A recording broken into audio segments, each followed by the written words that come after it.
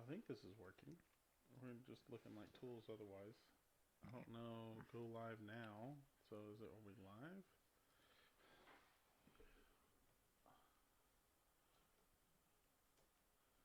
We might not be live right now. Ep1.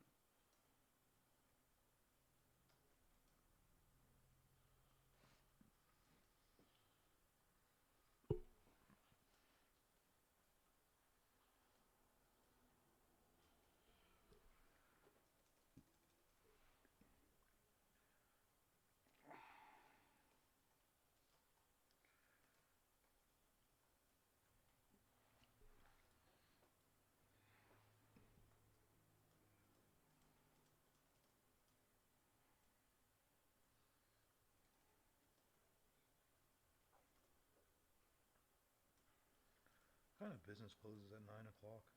Well, you hate money.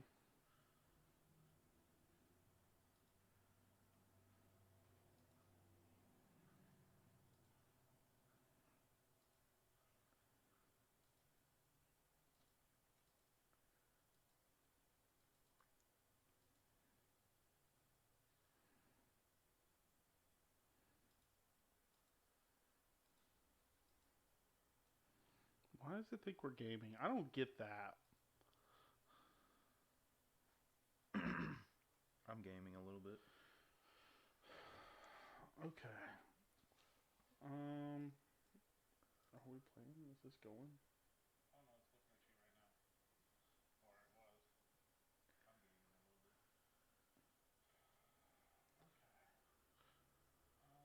Okay. I wonder what the latency is.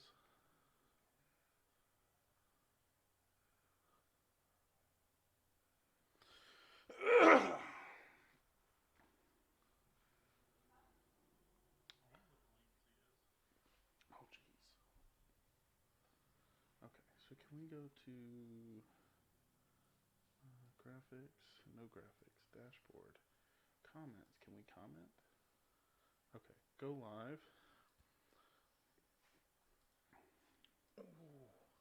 Okay, so we're live, but I want to make sure this is going live out to the world.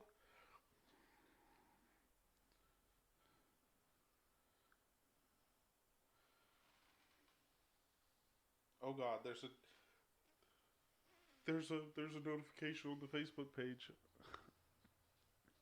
Wait, so you're one, yep, and I'm two. Mm-hmm. Okay, and we got articles and stuff. So this should be fun. All right, welcome to the first ever podcast for Blacktop Excursions. We're gonna probably call it the Roads Taken podcast. I think to play off the old group. Um, I think generally what we're going to try to do here, I think our goal tonight is to kind of talk about the trip Saturday. Yep. And try to get. I've got John here with me, by the way. So he's the one leading the trip Saturday. And hopefully, or not Saturday now, we're looking at pushing it to Sunday. Because of rain. Because of the rain. So we're going to look at the forecast here in a minute and give that a go. I don't know. Let's see what's going on here. I don't even know. Oh, see, I can write comments. Okay. Cool. So I should probably move some stuff around just a little bit. 1, 2, 3. Okay. All right. So we're gonna probably start with the weather. So we've been eyeballing this all week, and I think I've been hit up like maybe like 8 or 9 times, like about what the weather's going to be like, and I think it's pretty safe to say at this point that it's going to be rained out at least for Saturday. People are getting scared, calling you. Yeah. Well, Mark is I think wanting to go to the Tail of the Dragon tomorrow, and I don't know if that's something that you want to do, but like I can give him your number, and you guys can go. But I told him I'd throw that out there. Not on a Friday. Not on a Friday, but Yeah. I think he's getting rid of the Maserati soon. So he's gonna go drive it up there. He's gonna go driving. I guess get some final photos and stuff for it before it. That's like a good send off. I just wish we would do it on a Friday.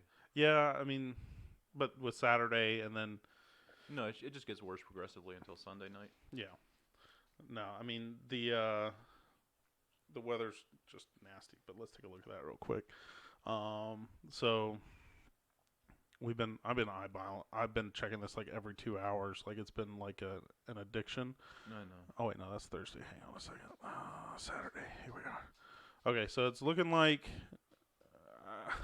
I mean, see, like this is where it gets weird because like the rain percentages, Yeah. from what I understand, the way that they work is like you've got like it's how much of the area gets hit by rain. It's not like the guarantee of rain. So like when it says like 50% chance there, Oh, it's 50% now. yeah. Well, it's saying 50% in the evening.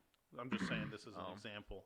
So that means like 56% of the area is gonna get hit by rain. Maybe I might be getting this wrong. I mean, it's just a chance of rain. So like there's a chance of a particular spot getting hit by rain. But in the morning it's supposed to be 100%, and it hasn't changed all week, Yeah. which leads me to believe that it's a pretty stable forecast. And I don't know. I mean, it's probably this weather system out here moving in, or it's maybe something from up north coming down. Stupid, man. That sucks. It's Well, gonna and be a really nice Saturday. It would have been, and the thing that really sucks about trying to plan these trips is the weather is always the biggest question because you Yeah. don't know like what it's gonna do, and especially when you plan it like 3 or 4 weeks out, it's silly. It gets silly. It's just, but I know we kind of tease this, but I think the game plan right now is just to switch it to Sunday. Unfortunately, it forces me out of the trip. So I'm not going to be able to go because I've got some plans that have been long standing, but I think you can go still. Yeah. And I mean, it'll still be a good trip, but it's just I just won't be there, unfortunately, which sucks. And I know we had some people. I was gonna let you drive, man. I was gonna do like a half-half situation where like, oh, you just lit up, but yeah, I was gonna let you fucking drive, man. I was gonna be like, or you take this portion of the day, because you still haven't driven the thing either. So I figured I was gonna be definitely a good time for it, because like it's a good loop, it's a good run. Yeah, no, I mean and 80 and 226A are probably two of my favorite roads just because of their close proximity. Because this road, I think we would be hitting it. I think we would be hitting it downhill, which is kind of a sketchy road when you really like go hard downhill on it. Because Is this the one where you can see each other through the tree line? yeah, you can see down the hill. I know John loves that road because he. Because like sometimes you'll be like looking off and you're like, oh look, it's Travis, and then like you're not really paying attention and it's your turn to turn. Yeah, so It's that like one. you almost meet Travis faster than you want to. Yeah, no, you don't want to yeet off a mountain. But 80, like, especially this top part of it, that's what you're talking about right here, is this top part. You can kind of, like, see people come around. Yeah. Which is really cool. Like, I would love to, like, stand there one time. It's kind of a bad spot if you were to try to stand there. Because, like, you're going to get easily pushed off that mountain or, like, slip down that hill. No, you'd have to get dropped off and walk up the hill. Yeah. I mean, but it would be cool to, like, go in there and get that, like, shot, like that video from that spot, just to get people moving through the trees and stuff like that. But yeah, 80 is probably my favorite road, especially uphill. Like going downhill on 80 is like just super sketchy. Like you're constantly wanting to lock up the front tires, trying to break into some of those corners, and it's not the smoothest road. Like 226A is a way more consistent road than 80. Like it's just, especially like that first part of the hill down. Like it's gotten worse. Like when we drove it last weekend, like that first, like before the first turn going down the hill, like that's gotten way worse. Like you can't just like go from that overlook or from off the parkway and hit it. You have to like get past that first corner. And really, it's past like the first 2 or 3 corners because there's that other. I think it's. Let me see if I can find it real quick. I want to say it's this turn right here, or go down. I think it's this turn right here. That turn.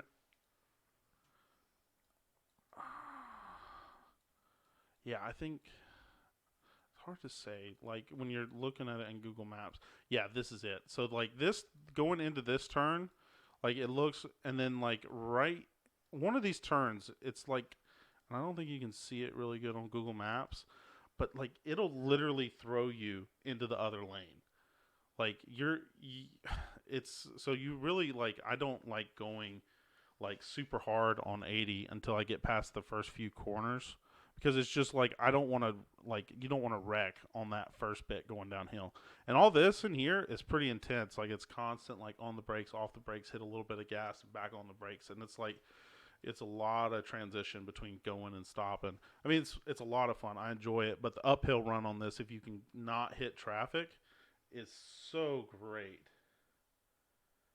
Yeah, Tim. The the weather is definitely shoddy. We're not. I mean, we've done some rain runs, but usually there's like some glimmer of hope that gets you to where you can actually do the trip, and we just don't have that this coming Saturday right now. Like if it was like, oh, it's gonna be raining until lunch, and then afterwards it cleans up, and it's just because like usually the post rain days are like beautiful. Like when the sun breaks and it's just like it's really great. But if it's just supposed to be raining all day and being nasty, it's just not worth going out there and putting the cars at risk. And just, I mean, it's just not as much fun. You can't get out and take photos, none of that. Even gas stops are gonna suck. Oh yeah, gas stops are gonna be. Now another thing that like I was thinking about is depending how many people come up, and now I know like since we're gonna be changing it to Sunday, is that barbecue spot a good place to take like 17 people? Well, we'll call them in advance, but like we've done some like flash events there. Yeah. And we've brought like 10, 15 cars and not had really an issue. I mean, seating's an issue a little bit, but like it wasn't bad. I've had good luck there. I mean, it's barbecue. They have everything cooked already. I mean, you get your food within 5 minutes. I mean, it's a really quick lunch. Like I think it would be sub hour. I mean, hour and a half with people talking and stuff. But like it's I've had really good luck there, and the food's pretty good. I mean, and it's cheap, which I like cheap food, and I mean it looks like a barbecue place. Like, like I always tell, like I'm always like, Yeah, it's definitely a barbecue price. You're not gonna like if you spend $14 there, you got a crazy amount. Yeah, I'm gonna food. try to pull this up because like this when I talk about barbecue, like this is the kind of place that I'm like. Let me switch to this. So this is the kind of place that I like look for. Like if the place doesn't look kind of grungy, I question how good the barbecue is going to be. Like if you go into like a like I don't want to like offend any restaurants, but like there's like nice barbecue restaurants you can go to. Yeah. And like they're good. I mean they're okay, but like you're gonna go in there and pay like $20 At least. you know, and then you go to a place like this and you're gonna spend like maybe $10. No, like that's the thing. Well, like, and I think like the sandwiches I think here are like $5, man. Nope, like they're nope, it's like $3.50 for a sandwich. And then, I don't know what's think a changed drink since is like COVID. $1, but it's crazy. So a large barbecue sandwich. Oh my gosh, It's it's never changed. $4 for a barbecue sandwich, a large one. So like it's. Yeah, Cody, I don't disagree. Best food comes from the dirtiest restaurants. You've been contract sepsis, but it's worth it. Yeah, no, definitely. I don't disagree with that, and that's kind of like my philosophy with this restaurant. I mean, it's not anything like they got a 96. You're not getting sick eating there, like ever. Like it's really good food, and it just like it feels good for the soul. I don't know what it is, man. It's just something that works. Like it has to be like a shack or a hut or like some sort of building that looks like it shouldn't be up anymore. It's always banging. Well, it's and see, always like crazy. it's kind of like that Brooks sandwich shop I talk about in Charlotte all the time. Like, dude, they make some of the best burgers, and they're like fried bologna sandwich. Jesus. Like, and it's like a slab of bologna, like a half-inch thick some days. Like, it varies. Like, sometimes you get a little thinner slice, but it's still like a quarter-inch thick slab of bologna. So it's not like you're getting chipped, but then there's some days you get like a half-inch slab, and it's like, oh my God. Yeah, the guy just doesn't. He just hates his job. He's like, you want bologna sandwiches? I got you. Yeah. So it's, but yeah, that's what we'll probably. I think they're still open on Sunday. I'm pretty sure. Yeah, Let's make sure. Oh since no, there's a- shit! They're closed on Sunday. So Oh, my we have to cuss redo dang. it anyways. We don't have to even worry about. Yeah. the, Okay. So this barbecue place is out. It's a Saturday thing, which I mean, it is what it is. I But hate the there's weather, man. there's plenty of like other places. Like, what is this place? Okay, so that doesn't look bad either. Well, are they open on Sunday? No. Okay, so it's probably gonna be fast food. So Can you filter it on the map? we'll look at it later. I mean, it's not. We'll sort that out. But so that's kind of what we're looking at for Sunday. I think. And the cool thing too is like, let me go back to this. So like we're gonna like the first part of the day is gonna be pretty intense. So that's gonna be the loop here around 80 and 226A, and so we'll probably hit 226A uphill, which is a good time. I mean, it almost might be better that we go up 80 first. And then down 226. Yeah, because like I have more fun going up 80, but that's going to be at your discretion because it's just a question of going left or right, basically. So, but probably go 80 uphill and then 226A downhill isn't that sketchy. So that's probably the move. And then this lake loop that we've done before is pretty dope, especially like out here. I don't know if you were on that trip when we did this, but like you get out on the dam, so like right here, and this doesn't really do it justice because like we hit this at like sundown and it was just gorgeous, like just awesome. And then like if we got crazy, we could probably line the cars up on the road, like just kind of pull off on the shoulder a little bit and take some pictures or whatever because it's not a very busy road, and it's just kind of a question of how much shenanigans y'all want to do out there. But that's a really cool spot. And then this one, it's still, you get the same kind of awesome views. But I think the other one's a little better just because it's not overlooking the island so much. Yeah. Let's see here. Let's sip a soda. But I don't know. Do we want to go? Well, I did get followed by a state trooper last night. That was pretty funny. What were you doing? I was doing 37 and a 35, but Oh man, that is a state trooper thing to do. well, it's Two over in a Corvette. 2 over. well, okay. Let me give you the full story. So the Focus tag's out right now, and I'm just being cheap. I mean, I need to go. I'll probably pay it tomorrow. But he ran. We saw him in the rearview mirror running my tag, and and I'm like, "Come and get me, copper!" Like, just it's like that's how you deal with the stress of having a cop behind you like that. And he followed us like down 21. I took a turn onto like Waterland, and like he was just following us. And then we made a right going down 115, and then he made a U-turn, and I was like, "Yeah, that's right. Run away. You don't want nothing." And I was like joking with Anna, and I was like, "Oh, I got this. I can downshift and I can run from this in the Focus." But yeah, he was. Wait a minute. He You were in wanted the it. Focus? Yeah, he wanted it too. He wanted to write me a ticket. I can guarantee he would like. It would have been my day yesterday if I would have forgotten to like signal at all. Like if I didn't. Sitting there at the light, like I'm just waiting for like going down Waterland that whole time. I was like, when the light's coming, let's go. You should have just clutch dumped it and just started banging gears. Yeah, I mean maybe, but yeah. So I thought you were in the Corvette, and I'm like, oh, okay, this guy's just being just a handful today because he's a young guy in a Corvette. And he's like, he's going 2 over in a 35. I'm gonna harass him. I didn't know you were running no tags in the Focus. no, I mean I got tags. It's just the stickers out, and I was like, It's out of date. I Tags. was like, I'm gonna, the cop's gonna come up the window. I'm just gonna be like, I can't afford the new tag. Do you see my Focus?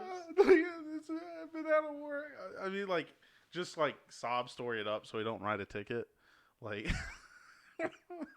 I mean, I don't know that it would work, but like, it's worth a shot. Like, why not? Yeah. Like, yeah, that's not a bad way to do it, I guess. I mean, at least during COVID, like that shit ain't gonna fly. Like, normal times. Like, only because of COVID you could get away with that. Like, no. The sip of soda. It's definitely soda. Just so y'all know, I don't condone drinking alcoholic beverages ever. I don't know about any of that because I've gotten like 2 or 3 tickets during COVID. They don't care at all. Wait, how many? What tickets have you gotten? Oh wait, that one didn't count. That was just the 90 Okay, in Colorado. well, it doesn't matter. There's stories here. Oh no, no. I mean, I already paid for them. The 90 in Colorado that got turned into a warning somehow in like a 65. 90? Yeah. They let you. Like, why don't I get luck like that? When I have no idea. No idea why that was even a thing. I gave him some like just random story about how I just put new tires and wheels on it, and it's like throwing off the speedo. I guess by like I don't know, like 20 miles an hour. So I have no reason or any excuse as to why he let me go, but he did. well, and you're like stock tire size on the rears. Well, no, because you're 17's stock. Yeah, but 17 with 50 profile, and now it's 40 profile with 90. I don't know. I don't know Yeah, what the no, math adds out to. It's probably It throws it off by 1. one. Yeah. So like I always put the cruise control on 68, so especially when the cops are like doing the radar, just so they can read 69. And then I think the last one was like on 485, and I'm just slamming a pita covered in tzatziki sauce, just all over beard and everything. And he's like, "You know how fast we're going?" No. He's like 90. Oh God, really? Yeah. Like, oh, I didn't know. Maybe I tried playing the tire card again with the rims. Did not work. Definitely got a ticket saying doing 90 and just not caring.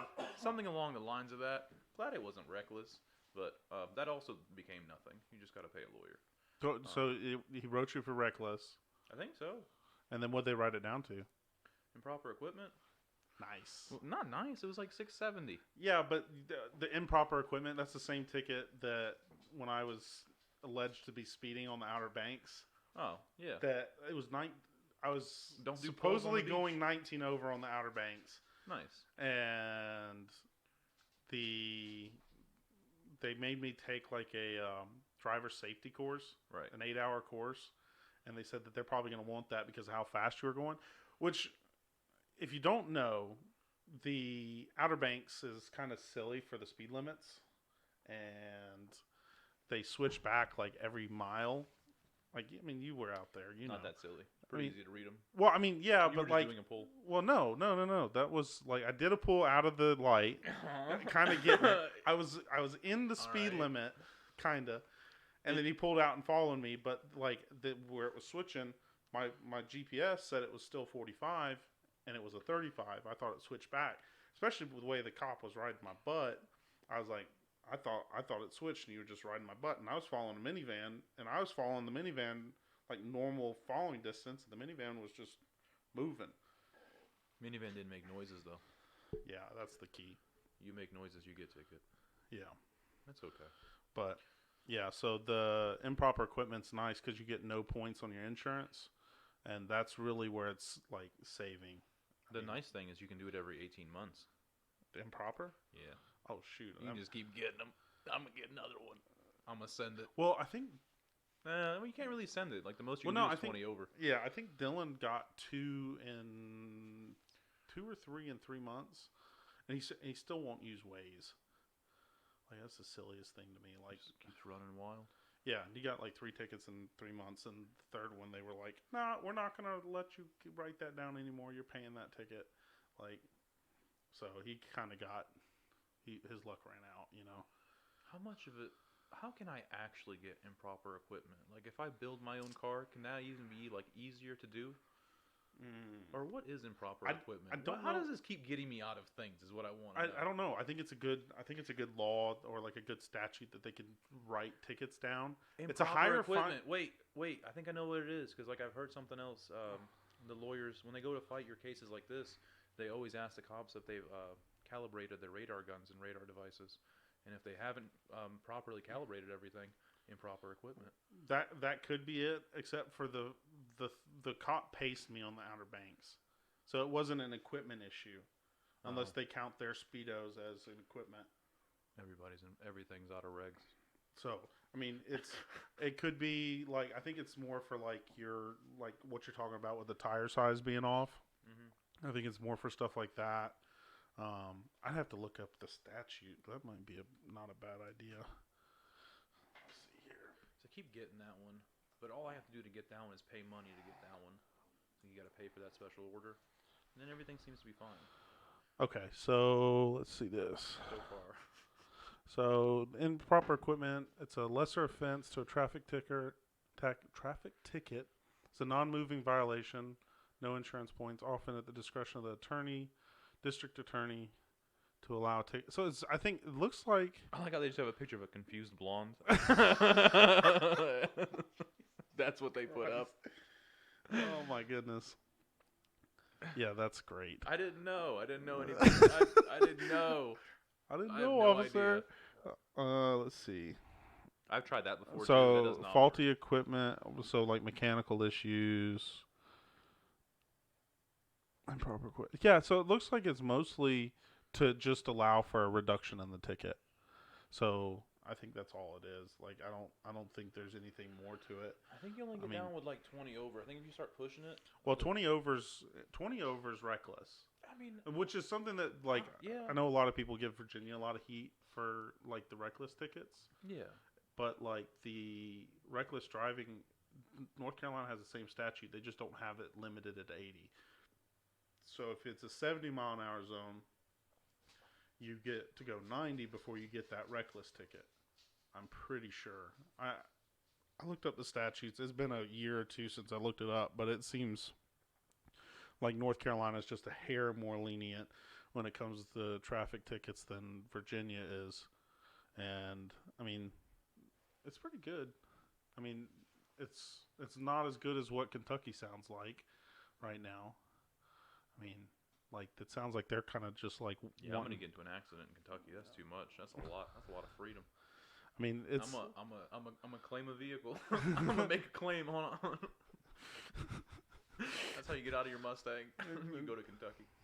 Yeah, no. I mean, it's definitely like they definitely want the people to come up there and travel. It seems like, and I mean, I'm definitely looking forward to some more trips up there. Yeah. I mean, next weekend, we're going to an event up there, and it should be a good time. We're kind of going as like special guests, some of the admin team, and it should be a pretty cool trip. Get to see some pretty cool cars, and I know we're talking about working on a rally later on in the year. I told John with the white Mustang, told him about it, and August rally. well, no, it's going to be October. Late September or early October. Isn't that leaf season? No, because it's late October that the leaves are hitting up there. So we'd still be good. But it's just a matter of getting up there. And that should be a good time. I'm really looking forward to getting up there and doing like a proper multi-day event. And I think I still want to try to do like a rally type deal up to the Tail of the Dragon, or like a multi-day weekend trip like we did before. Because that I think if we could get more people involved in that, I think that would be like. I mean, it was good with just our smaller crew, Joe, Israel, and us, and it was like a really good low stress weekend. And you don't like lose that whole day going up there, and like I mean, you got like a 3.5, 4 hour drive with gas stops and food or whatever to get out to the Tail of the Dragon. So when you get out there, it's actually really convenient when you go out there like on a weekend or like a Friday, and you can just camp out or whatever. But I'm hoping that we can do one of those this year and definitely get that Kentucky rally going, because that's going to be the next big playground for automotive and like motorcycle people. And I definitely looking forward to getting out there. You want to dig into some of these articles? We can, unless you want to keep digging into what we're talking about. I don't know. I mean, I think Kentucky. I guess we can kind of leak some stuff. I don't know what all we can say. Well, I'm trying to get a Kentucky trip set up for next month. Like hopefully the first week of this month coming up, I should have the route already set up. And by the end of the month, should have at least 3 weeks to prepare for it. Maybe 2 weeks to prepare for it, and get everybody like in on when the day is, what we're doing. But yeah, we're definitely going to Kentucky. There's a lot of crazy stuff out there, and we're getting a lot of help out there as far as lodging, food, Yeah. and even with some of the state. So we might be able to get maybe some leniency, maybe some better runs, maybe even some like open roads to ourselves.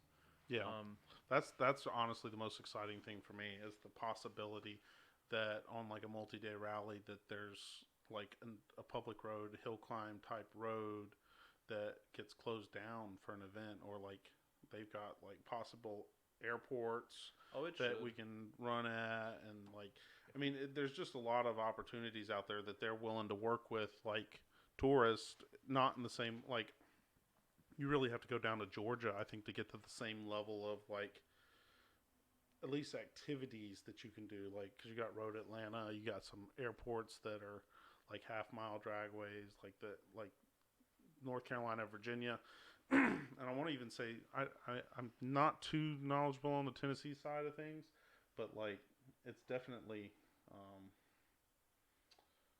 different.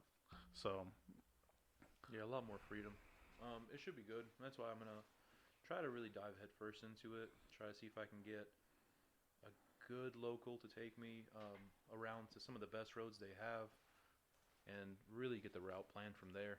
Get all the little secret spots, secret little roads, the best kind of stuff, and slap a route for our first um, big kind of trip to Kentucky. And by that I mean by having it fully flushed out and having some local roads in there. Because the guy that's taking me apparently is some madman with a Subaru STI, and I'm supposed to follow this guy in just a V6 Mustang. well, and you're paying.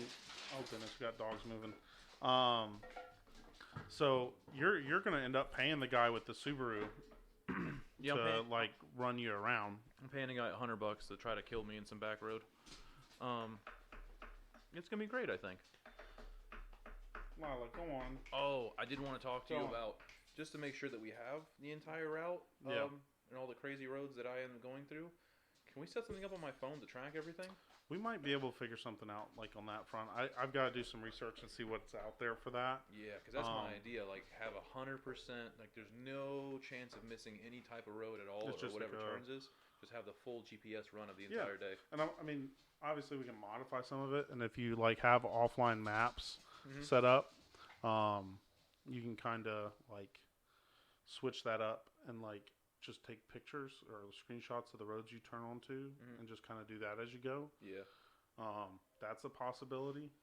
I'm gonna shut this door. Look, man, if I have to do like a Rob Freddy thing, I'll do it. I don't care. I want that full GPS map on the black box, if you would call it that, so I can bring that back and just show you. Because I'm from what the guy was telling me, like, it's gonna be sketchy. So if anything, we'll get a laugh out of the GPS. I don't know. I mean, I support you going. I mean, it's good recon for the area. We need it, man. We gotta start going to Kentucky. Dude. I don't disagree. Like, and there's like really cheap lodging, at least for like the type of. I mean, it's obviously different when you're dealing with like supercar owners because you can just go stay at a Hyatt or whatever, and people don't really care. Like, it's money's not really a problem. But with like the crew that we have and the guys we run with, it's really difficult, at least in the areas that we stomp, to like put together a relatively inexpensive trip. I mean, it's possible, it's doable. I'm not like making excuses or whatever, but like it's Yeah. a lot. It's the game's a lot easier in Kentucky right now, and Especially for It's- multi-day trips. Yeah. For like for rally wise. That's the thing too. Like, we've got everything set up as far as connections to restaurants and lodging like crazy, really. And then all the restaurants never have to worry about any types of waits or being overcrowded or anything. It'll be all set up. It'll be perfect. yeah, and that's the nice thing with the guys that we're working with, and I don't think it's a secret that we're kind of working with them, but it's Backroads of Appalachia, and Eric's been working with us over there, and he's doing what looks like a lot of great stuff. They're working on some like workforce development stuff so that they can build the tourism industry out in Kentucky and in eastern Kentucky. And I mean, the roads definitely have potential. I think the possibility of going into places like those old abandoned coal mines and taking photos and stuff against some of that equipment with that as a backdrop, like having some of those areas, like stuff like that, that doesn't exist down here, and it's all up there, and it's going to be really neat seeing what comes of that in the next few years, because like I know like recently that racetrack in Tennessee got shut down that they were wanting to build, and from the way it seems like Kentucky might be the place that something like that can move to, and help that even grow more. And I mean, those towns, like it, the roads out there, if they get, some of them need some repaving, like because we do go some on some back ones, but I think the guy that you're going with in a couple weeks is going to be like really squared away roads that you would go on with like supercars even, and those caliber of roads are plentiful out there apparently. I mean, Yeah. we've done some exploring out there, and there's definitely a lot of potential, a lot of cool roads. And I mean, unfortunately, we've kind of done like a lot of stuff that's like short, and it's definitely demands more time out there. It does. And that's why I'm taking the whole chance to pay a local to take me around and show me all the good stuff. Like definitely do like a good run, a good loop or something. Well, and I think we can even like, we might be able to look at having, like if you go on a day that is possible for us to invite some of the people in Roads Taken to go out, like a small group of people, Yeah, no, and go up there. I mean, and kind of get a vibe for how multiple cars on these roads feel, because like one person after another is completely dynamic than 5 or 6 cars. And now it's supposed to be crazy. That's the one thing. If we do invite anybody else, be ready for that. I was told by a biker that the guy that's going to be driving me around is insane. Yeah, I mean, we definitely like in our group we do have like a Like the biker thinks he's insane. we have He's supposed to be the wild guy. oh yeah. But I'm supposed to be following the madman in the STI. Yeah, I mean, like we've got like what I would say is like 2 tiers of like drivers. You know, like we've got drivers that go out there and just kind of enjoy the roads, and then we've got the drivers that go out there and like really drive their cars and kind of push them to the limits. And I think if we kind of like, if it comes under the pretense that it's going to be an intense drive, I think that kind of scares away the people that are just going for cruising. And Yeah, there's nothing wrong with cruising. Like, I mean, these roads at the right situation are going to be good for cruising, but the guy that you have with you, you're going up there to see how hard these roads can be hit. Yeah, I'm gonna try to and do as much as I can in one day. So it's definitely not gonna be like a trip. But if anybody wants to tag along, I mean, please feel free to. But I mean, if you get annoyed or if you don't like the pace of it, it really isn't a trip. I just kind of just went up to a biker that was taller than me, and I asked him for the craziest tour guide he had, and he said he had this guy with an STI, and he was a madman. And I said that's what I want, and that's where we're at now. It's gonna be fun. I hope I don't crash. It's gonna be fun. Well, I mean, you've got the Mustang is set up way different than anybody else that I've seen with a V6, too. So yours is like way more squared away than, honestly, like a lot of the cars that we see out there. Because like, I was driving by a 4-cylinder Mustang today, and the dude had the caliper covers on it. Yeah. And I was like, dude, for like another $200, you could have had Brembos up front and actually been able to. I mean, but like, yeah, you get what I'm saying. Like, yeah, you're already pretty close to that like level of like, why not just actually get good brakes? Because it's like $200 for rotors, $200 for pads, and then $550 for your 6-piston caliper. So it's really like almost under $1,000. So yeah. But it's really good to have. It's worth every penny. It's worth all $980 or whatever it is. It's definitely worth it. Yeah. Way better than stock brakes, but No, dude, the Brembos kill. They are legitimately killer brakes. Yeah, And I can't drive regular cars anymore. It feels like I'm driving a death wagon or something. Where are the brakes? Where are they? Not existent. Not afford brakes. What the heck is going on here? Yeah, no, I mean, I kind of have that problem with the Corvette brakes right now. Oh, and if those that don't know, I did get a Corvette. So, I mean, I've got the white New Balances in my Amazon cart. Like, I mean, but the brakes, they didn't really fade last weekend, but they definitely left room to be desired. And I don't know how much of the the problem is with like the brakes themselves, or if because like the Z06 at the same time has the same calipers. He and hasn't the same, changed his brake fluid. He hasn't changed. Yeah, the He hasn't changed his brake fluid. Let's the stop brake him. the brake fluid is gross right now. It's like pitch black. Like We should start there. yeah, I mean, and I think we can probably mess with that in a weekend or two. But I think even after you change that, it's still going to leave stuff to be desired because you are really going down from like just a crazy Brembo to just a stock kind of caliper. And I mean, it's not really stock, I but think they're two pistons. yeah, but it's again 2-piston. Yeah. No, I mean, but the car is also 1,000. Not 1,000. I'm being dramatic, but 700 pounds lighter, 500 pounds lighter than the Mustang, and that definitely counts for something, at least in what we do. I mean, I would say it does somewhere near 80% of what the Mustang did, and that's just like out of the box. I mean, the motor's had some work done to it. It's got a mild cam, the long tubes. It's got way more horsepower than Yeah, stock. the power's there, and the way that it pulls out of corners, like the torque curve on a LS motor. I mean, like you hear about it on YouTube and stuff, and now you're hearing about it on there. People are hearing about it on a podcast, for God's sake. But like the LS motors and those old pushrod motors, torque is like night and day difference from a dual overhead cam. Like the Mustang, all your power is at like 4,500 plus. Like you're. Oh, they're all like that, even the V8s. I feel like it. Like There's no way. yeah, no. Honestly, like okay, so maybe $4,000, but like still, really, yeah. there's no power at like 2. I mean, there's power, like, but like, it doesn't kick. rip. Like after $4,000, the Coyote rips. Like it's like it'll move through those RPMs I didn't very know quickly. that. I thought like you pretty much had torque from like day one kind of thing all the way up. No, I Especially mean 'cause it's. you had a V8. Really? Huh. I mean the LS from like 2,000 RPM pulls. Yeah. It's gross. And it's got those lower gears in the rear. I think that's going to help you a lot, especially through corners, putting power down. Well, and see what's even crazier too is downshifting that car. The Mustang, if you didn't like perfectly hit that blip right, the car bucked. I mean, it it had me very nervous to downshift in turns because the pedals weren't set up for like heel toe shifting.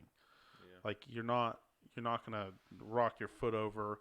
I mean, you'd have to like turn your foot full 90 degrees to be able to hit the brakes and the gas at the same time to do a heel toe, and it's just not practical. Like at least for my mind. And this car, the way that you downshift, like once you in the corner, like it doesn't. I've not had that car buck on a downshift yet, and I've done some bad, not bad downshifts, It's but not like clean. I'm still learning this car. Like I've had it less. I've had it just about a month now, I think, and I mean it's definitely a different animal than the Mustang was, and it's just getting used to it, and I don't know. We'll It's see. definitely trying to kill you. I see it all the time. It wants you to die, man. You need to get like some kind of sticky tires or something crazy because that thing is always wanting to come loose. That's all it wants to do. That's all it wants to do. See, you can't even reply to that. No, it just wants to get the, down. The tires definitely leave something to be desired. I'm talking to John about Federal tires. Apparently they've got something that's out that's pretty good. He sent it to me in a text, and I got to go try to. I think I found where I can get that particular size in that tire. The weird thing about Nito or Federals, they're hard to find a dealer for, and Nitos are the same way. Like that actually like says, oh, we've got this tire for X dollars. Like it's just they don't really. It's hard to find, and I might just being dumb and not knowing where to look at the right place. But I'm definitely trying to like.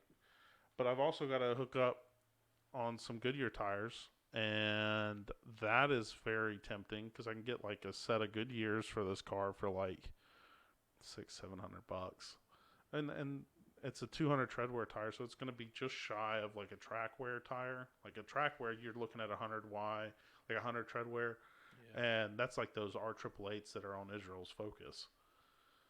And those are sticky tires, but I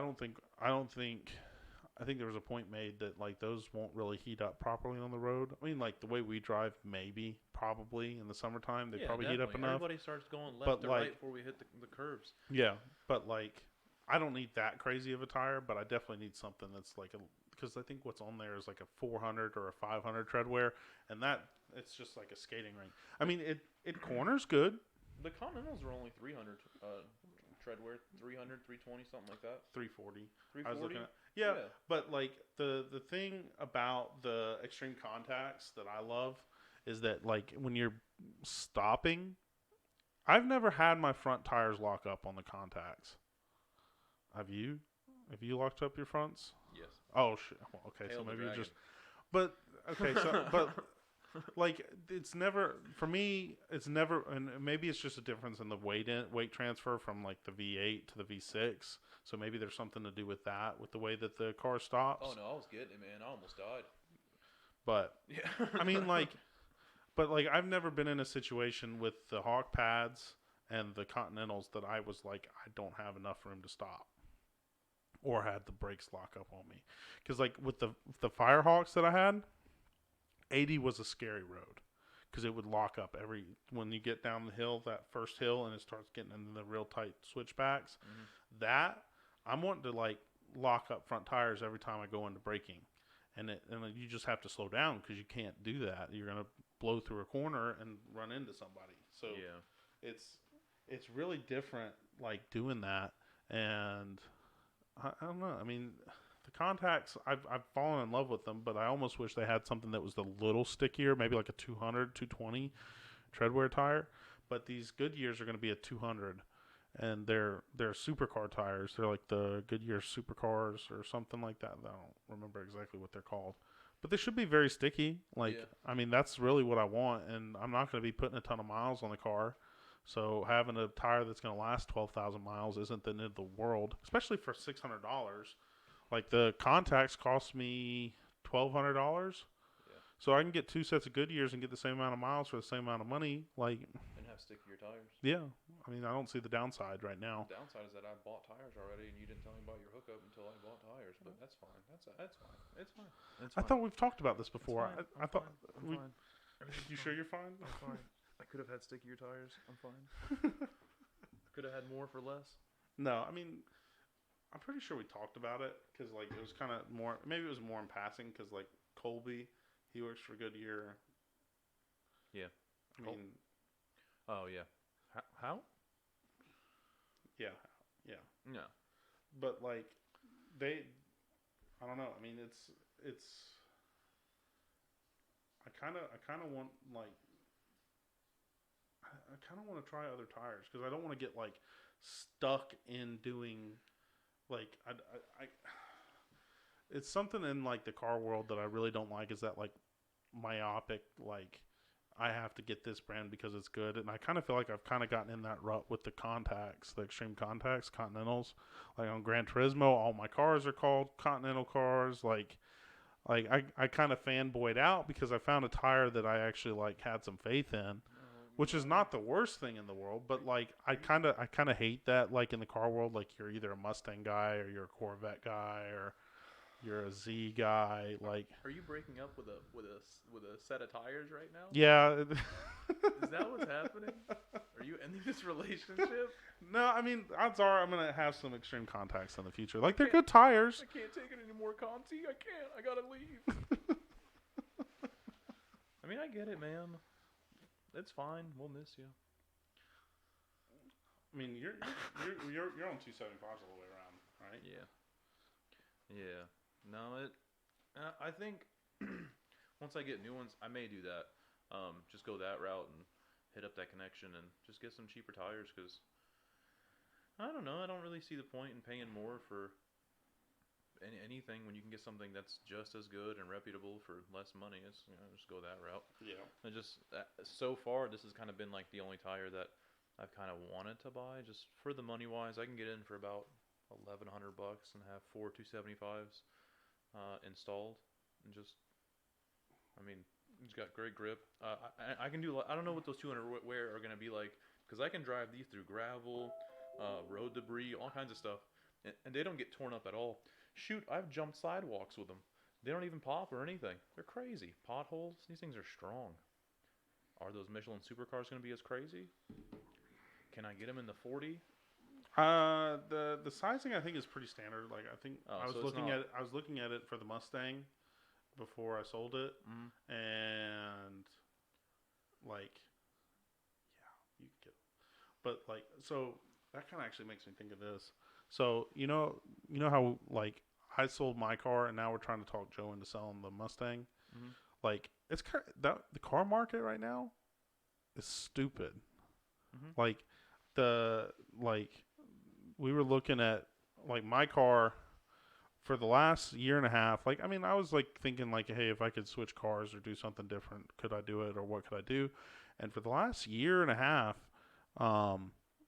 before or at least before COVID, let's say, like it was not possible for me to sell the car where I was at because I didn't think like private selling a car was practical at all.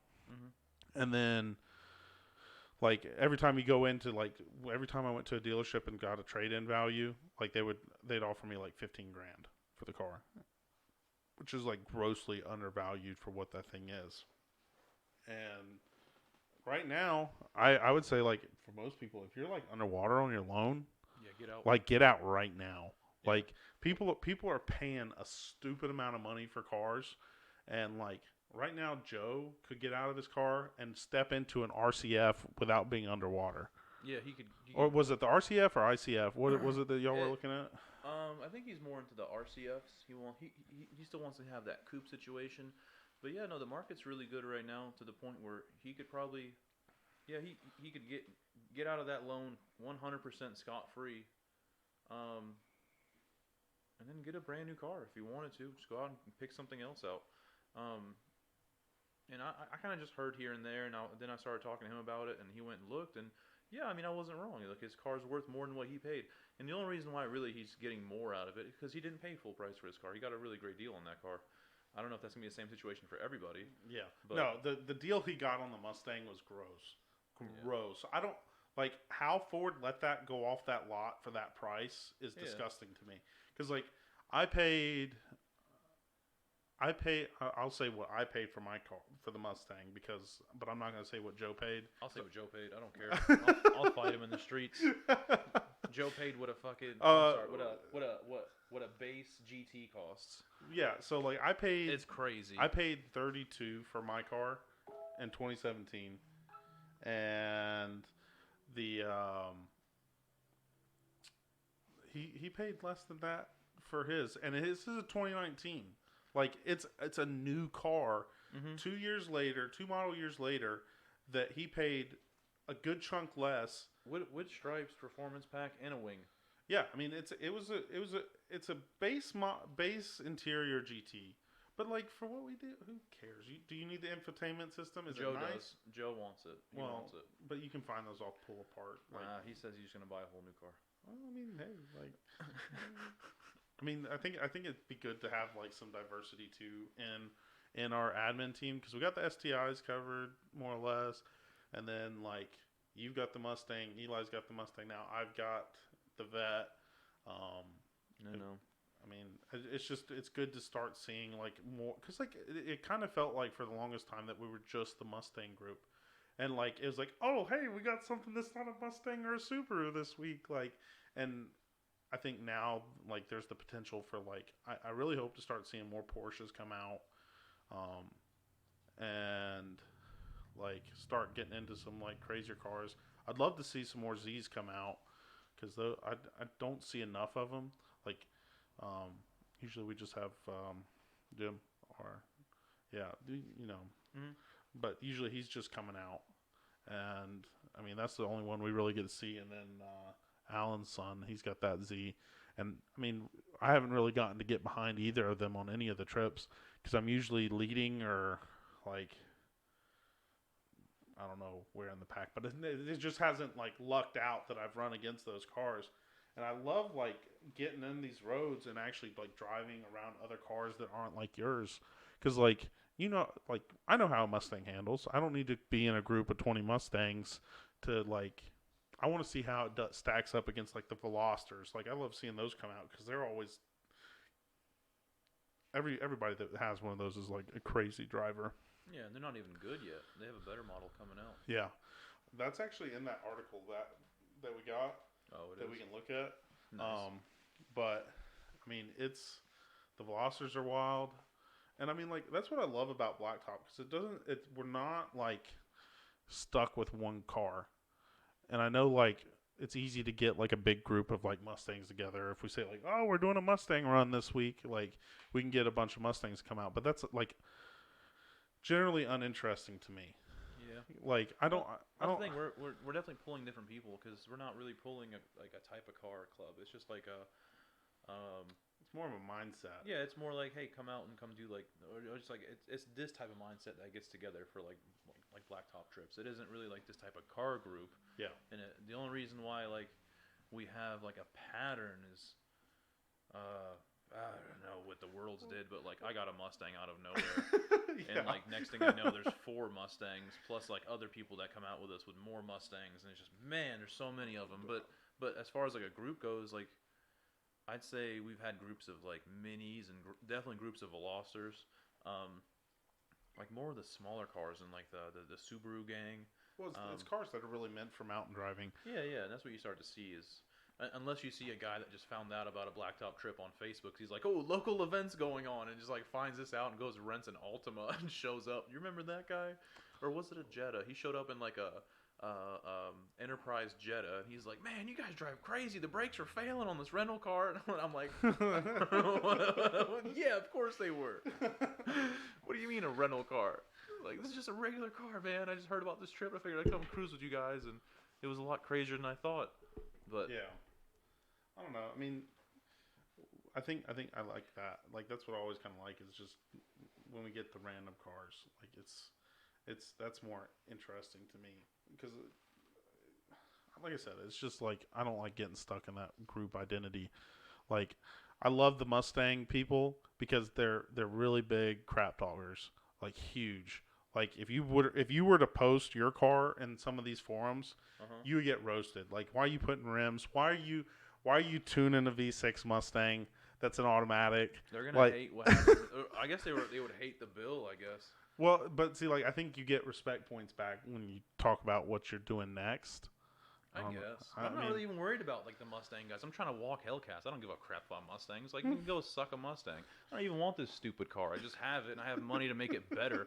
I don't give a shit about Mustangs. They're horrible. I want a real car one of these days, not a Mustang. I just don't want to make another car payment, and I've had enough money to just like make it faster. And we're this close to putting a turbo on it. This close. Was it a single turbo? Yeah, just like a big ass 68 millimeter, just to suck air, and just go fast. Cause like I don't care about Mustangs or the club or whatever. I literally just wanna just go 150 again. That's it. That's all I want and beyond. On a closed road. Right. Of course, the most closed road there is, with gates and all that stuff, and cones, gates and cones. What's it called? The parade run. I just want to do a parade run at 150 again. Okay. Yeah. Are you even allowed to do parade runs at 150? I don't think so. Whatever.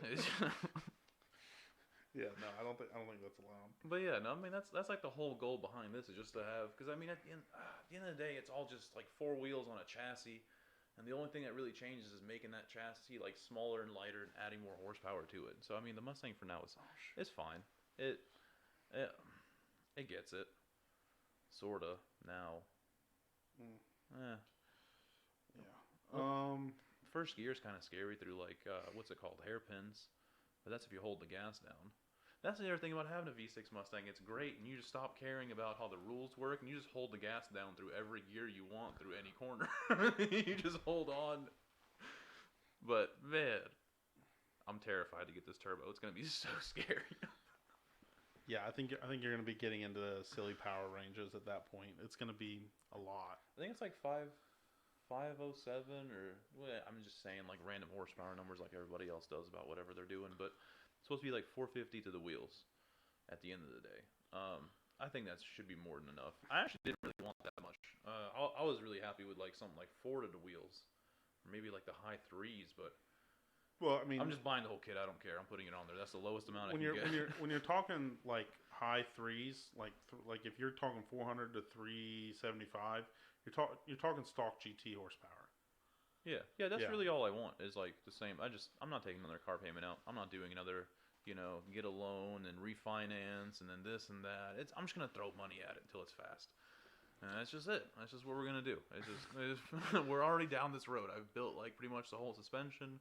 It just now needs more fast. Yeah, no, I mean I don't know, man. Like, I think I'm definitely in the straights. You need more. Yeah, Definitely in the straights. That's pretty much and it. just like goofing off on the highway and whatnot. Yeah. On the closed highways and Yeah, and then like for like burnouts and like sliding and stuff, it's just so much easier with more power. Just throw the car around. And then you got to do a limit slip diff, right? Yeah, that's another like $2,000 I gotta throw at the stupid car. But like, oh man, I'll have like a whole GT Mustang by the time I'm done building the V6 Mustang. And then after that, I guess we'll just like go out and just buy a whole nother car and just start the process over and just be mad for 2 years until it's done. And just like dump thousands of dollars into it for no reason. Yeah, but no, that's gonna be silly. It's gonna happen. I'm already eyeballing the Hondas. I want an S2000. They're only $17,000.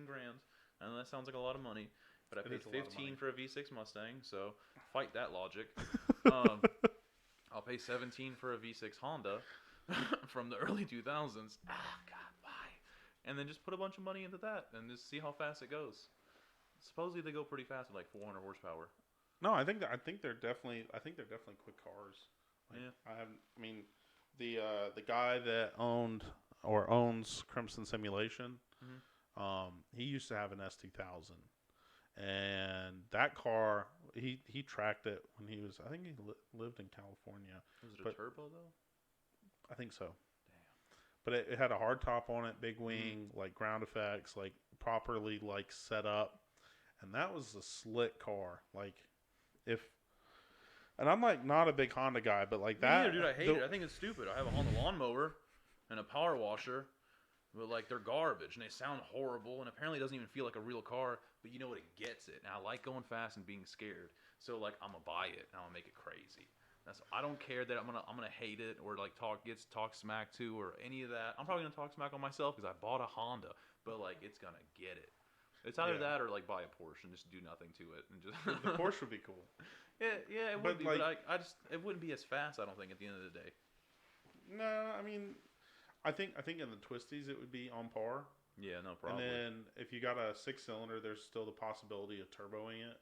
Yeah, which is gonna be like if turboing the Mustang is silly, turboing a Porsche is gonna be freaking obnoxious because you're gonna have to like spend like $10,000 to get it to where. Yeah, and see that's the thing too. Like that's why I can't like I hate the Mustang, but like I love it because it's so cheap to get parts for. So cheap. Like I have a CV axle right now that's going out. I don't care. It's $50. Well, I mean everybody wrecks them, like just being dumb and stuff like. No, I'm talking like just new parts off the shelf. They're even cheap. They're affordable compared to like a lot of the luxury brands and stuff like that. Like there's so many options to get anything and everything you want. You just put stuff together a lot faster. I mean, for cheaper too. I mean, the whole turbo kit's it's like $5,700, but it's a whole turbo kit complete. Every single thing you need, even the tune. Yeah, it's all done. I mean, I think a turbo V6 where you lose points for having a V6 Mustang, you get them back when you turbo it. I mean, it doesn't sound great. Like I've watched the videos of the turbo Mustangs, the turbo V6s. They don't sound good. That sound like a 370Z, like a VQ. Sounds awesome. I love it. I love it so much. I'm gonna go buy a stock exhaust and just put it on there so it stops making noises. That's what I need to do is add extra mufflers to it, just like 80 glass. Just make the whole exhaust glass packs all the way to the rear. silence the whole thing down. No more. I hate it, man. I hate it. Like it makes horrible noises, and the drone is so bad. I don't know what to do. Do I add a bunch of like dumps and cutouts and I more don't think mufflers? it sounds that bad. I mean, I need to drive it again to like, see, but like it's like having a kid that's not as good as the other kids, you know, and like but like you're not gonna, but you're not gonna say anything. Not when he's around, but you'll talk shit to the other dads, you know, like dude, your kid's awesome. Mine kind of sucks, doesn't he? Like that kind of thing. Like, I hate it. I'm hoping the turbo makes it better, makes it like a star athlete or something, or just better at reading. It's trash right now. It's always trying to kill me in the worst times. Doesn't go fast. Makes terrible noises. Has a hole in it. Where's the hole? Oh, nowhere important. Just the frame. There's just a giant hole in the frame. I don't even know how it's blown out. Like, how did it blow out from the inside? Is there a gunshot in the car? I don't get it. Like, it's just all kinds of mysteries, man. All kinds of mysteries. There's always a new noise. I think all my seals are gone. The car sucks. But it goes fast. It does go fast. Well, in like corners. It does really good in corners. Kind of holds that, but like I was barely able to keep when we did that run on the Dragon. Like I was at the top of what I could do with the car. See, I keep going still. I just don't know how to drive yet. I need to learn how to drive more better. Yeah, better. I mean, I think the C6 or the C5, sorry, is going to be a good platform to get in to where I can drive to the level I want to, and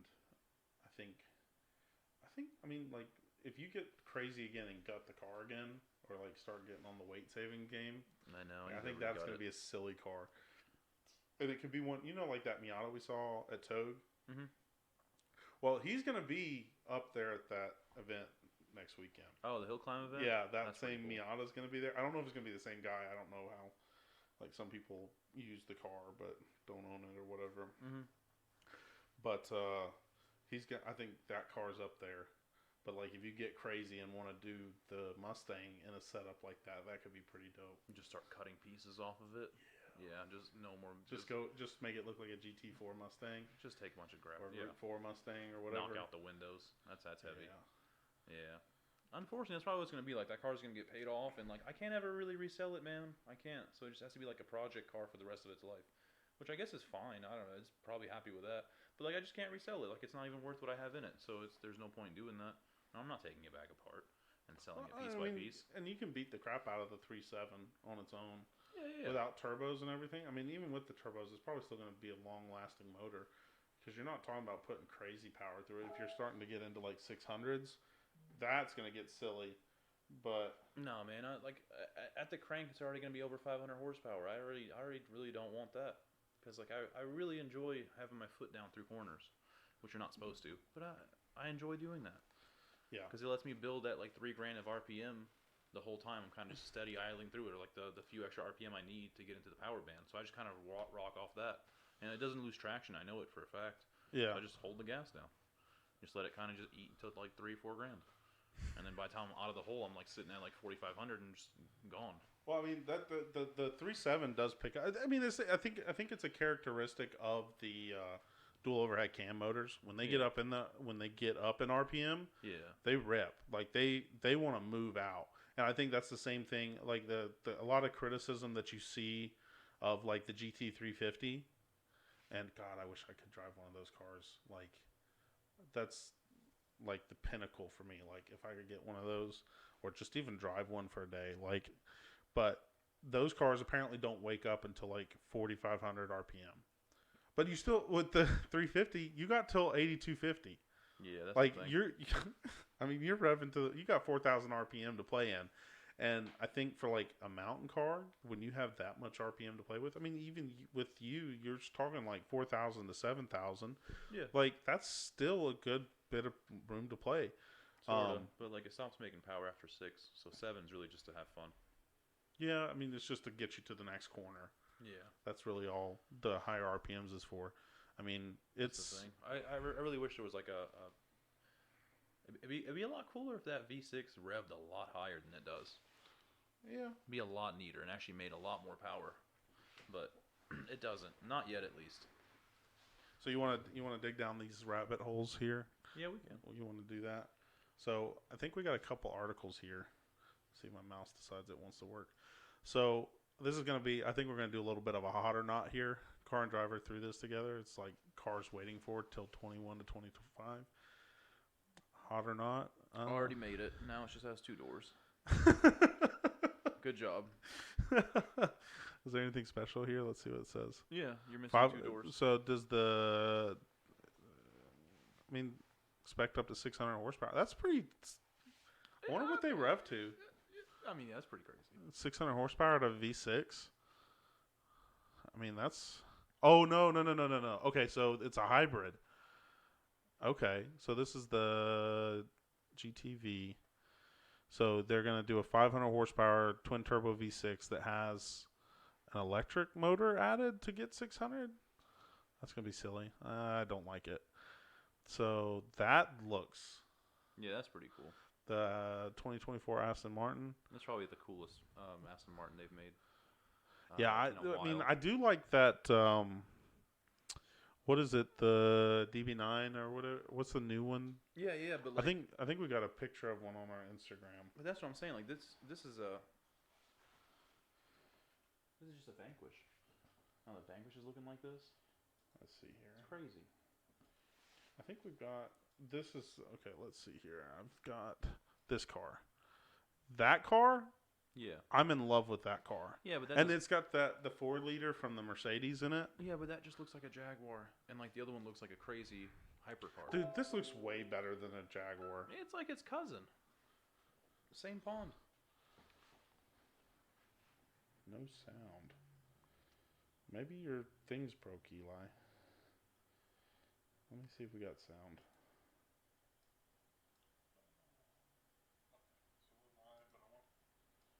Oh, there. No, we got sound. It's Eli's end. Turn up your volume, Eli. How about that?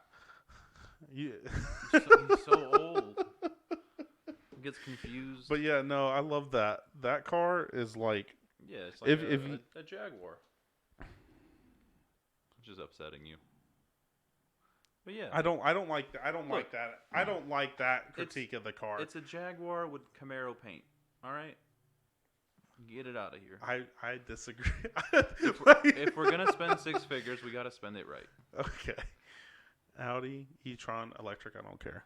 I mean, that was pretty cool looking, man. I mean, it does look. They do look good. It was cooler looking than the Aston. That thing looks sweet. You get out of. You're just trying to upset me now. That thing looks like the same You're just car trying to from upset me now. I don't appreciate that. You ever seen iRobot? That's the car from iRobot that he drove. It's getting there. It's pretty close. I think that's the SUV version of. Ooh. I mean, okay. So I don't like the i8 just because it's got I think it's got a 3-cylinder in it, right? Yeah, but it's the same thing where it's got like a 4-cylinder and an electric motor. It's got 2 motors. I ain't about it. I don't like them. They're cool cars. You just got to dump a bunch of money into them, and you can make them real crazy. No, it ain't for me. Oh, okay. Yeah, see, okay, so this is good. So everybody knows the C8. I don't think I need to explain that, but that's the Z06. And they're Chevy's. Okay, so they're finally getting on the flat plane crank game with their cars and dual overhead cams. And I saw something that I saw a different article in one of the Corvette pages today. It's actually supposed to be 617 horsepower out of the Z06, naturally aspirated. They're not even boosting it. Like, because it's basically going back to the LS7 days where they're doing a straight 427. Yeah, because the ZR1 was supercharged, right? Mm-hmm. And I think the Z06 was naturally aspirated, but you had to worry about valve drop. But it's supposed to rev to 9,000 RPM. And I think I got to do the math on it, but it might actually be a better horsepower to displacement ratio than the 458. I think maybe not the 458, but it's like some sort of Ferrari that has the record for the most horsepower for the displacement. Mm-hmm. And there's a chance that this car takes the crown from that car. So that means that I guess the Americans are going to have the title again, or yeah, that's kind of gross. Ferrari. You like Ferrari California? Like, you wanted to drive it on dirt? You like an F12? You like going off road? I gotcha. Ferrari. Yeah, no, I'm not about that. No. It's cool, man. It looks fat. No, I think the Aston Martin's making a SUV Mm-hmm. that kind of looks like the this, but like taller. Right. I think that looks pretty slick. That looks like Miata's dad. Oh my God, stop insulting that car, damn it. Hi, I'm Miata's dad. That's gross. It's just That's a Ford. gross. That's gross. Have you seen that sucker crab walk? Dude, that's the stupidest thing. Have you seen that thing crab so walk? I watched an ad where they were like trying to brag about the crab walking, and it had like a truck down an alleyway. Yeah. And then they were like, It could crab walk, and then I was like, you could just turn the wheel to the left and make that gap. But you could also just crab walk past the dumpsters and homeless, which looks crazy. Just Why, the though? wheel, all four wheels turn in a direction, and it just starts just. It's like it's great. I'm glad they brought it back. They took some tips from Halo. Like it's really cool. Really? And they're doing better than Elon. Elon's still over there just hitting stuff in his garage. Just like I'm gonna release it. I'm gonna keep hitting these till I release So it. what are they doing with the Type R now? Oh, they're making it look like a Dodge Charger. Oh, I get Oh no, it. no, it's got a dual clutch now, so that's a big change. That's a Scion TC. All-wheel drive. There's the Veloster we were talking about. Is that what they decided with the front? Dude, I don't. I like the whole the side. back and the I like- sides look pretty dope. I like all that, but I don't like the FRS What is front. what are they? Oh, it's mid-engine, so maybe that's why it looks so goofy up front. No.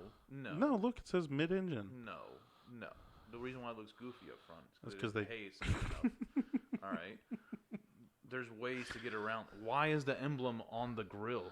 That doesn't even make any sense. Or like for how low it is, just put it up here like an FRS. Or on the it would look a lot. The hood, the emblem on the hood, I think would fix it. It's way too low, man. They're gonna have to pull a Camaro to get that to work. They're gonna just remove that whole bumper. Yeah, I don't know what they were thinking with that. Looks cool from the side though. I like the side. Oh Yeah. my God, it's like a worse version of the Honda Ridgeline. Oh, the Hyundai Ridgeline. Oh, the Hyundai Santa Cruz. Jesus, I gotcha. that's gross. They got the Santa Fe. They got the Santa Cruz.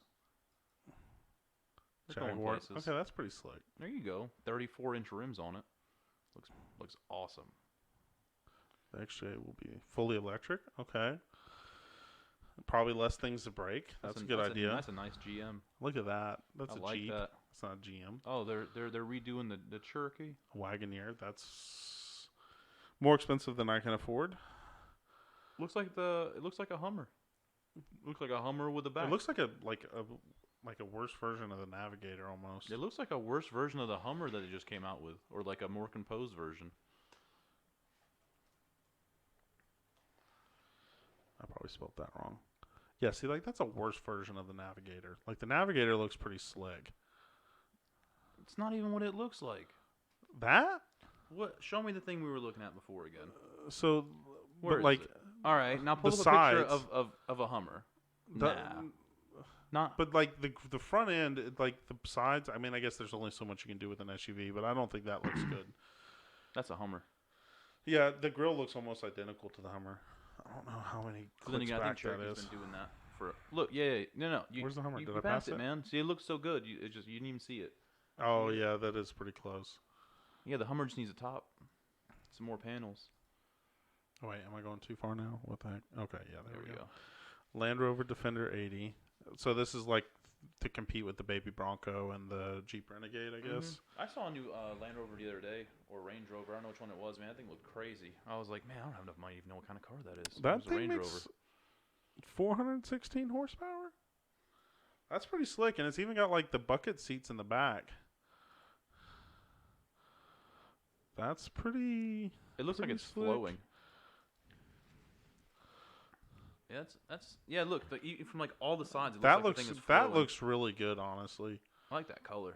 Yeah, that probably is what makes it actually like I think in a different color I wouldn't like it, but like It's got those Tesla doors. I like how it splits back there for the wing. That's a nice car.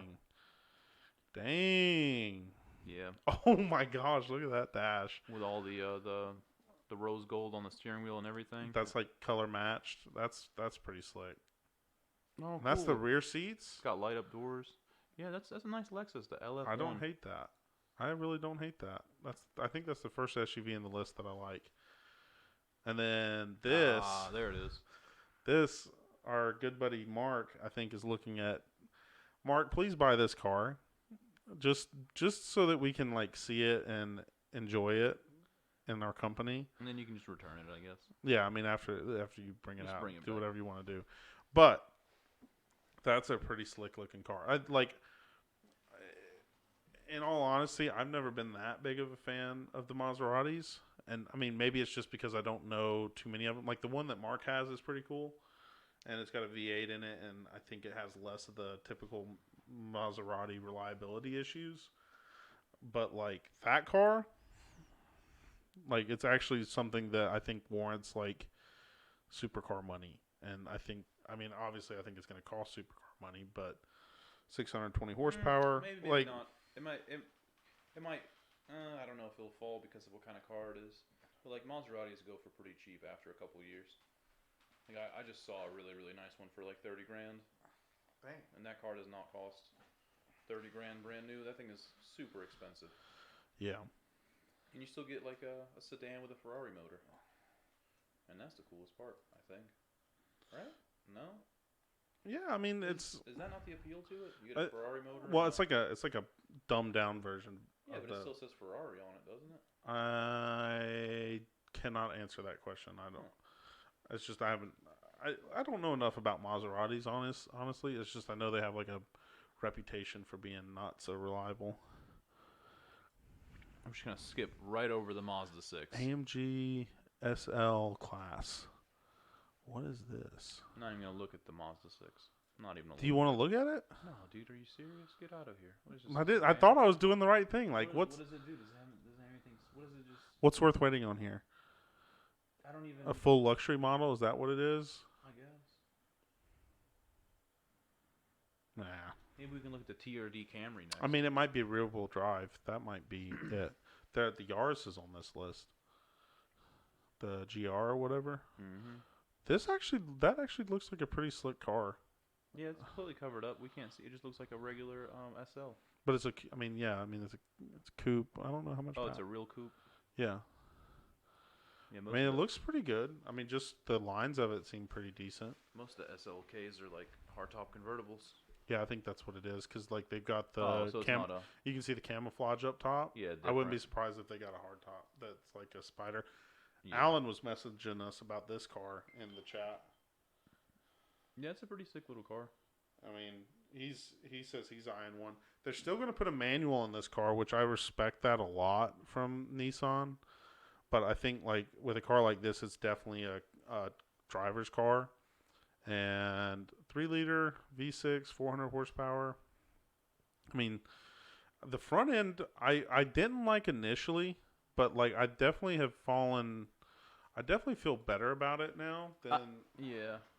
I still don't like the front end. The rear is really cool though.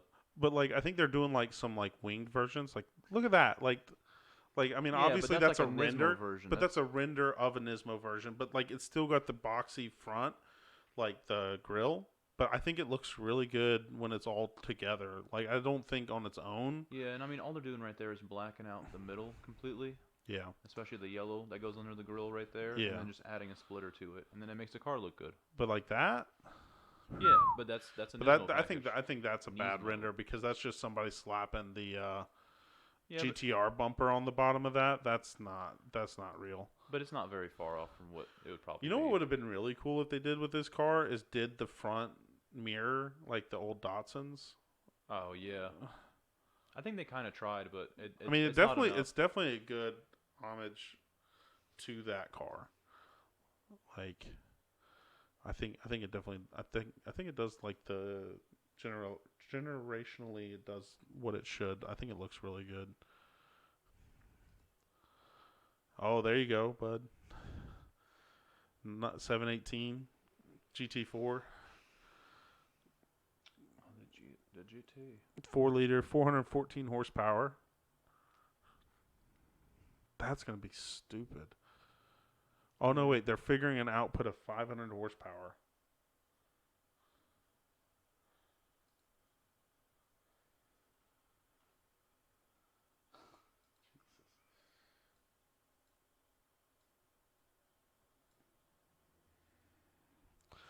Um, yeah, no, that's gonna be a stupid car. Ram Dakota. So they're bringing the Dakota back. Okay. I almost bought a Dakota. Like when I was looking at the Trailblazer, Mm-hmm. I almost bought one because I wanted a V8 truck. Like back in my, I don't, I don't like the way these look anymore.